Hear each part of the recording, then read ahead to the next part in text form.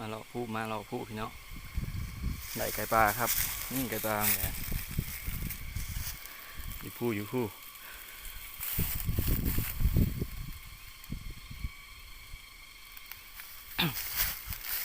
แก็บครับ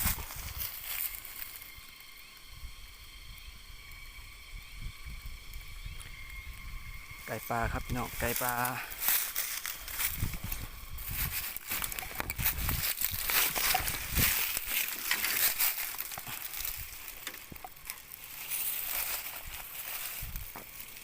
ไก่ปลาครับ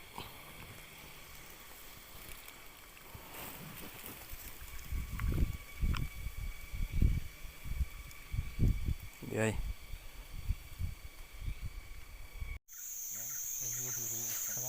กระหล่อเอาใส่บริเวณขวดเป็นแดงของแดงเอากินกันทุกเดียวเอาทำทุกเดียวนะทำมันกลุ่มคนเขา มันกินเองกันนะแล้วทุกเดียวเอาแดงกันหลดคอยกินเอาคอยกับประหยัดเอาของไปของมัน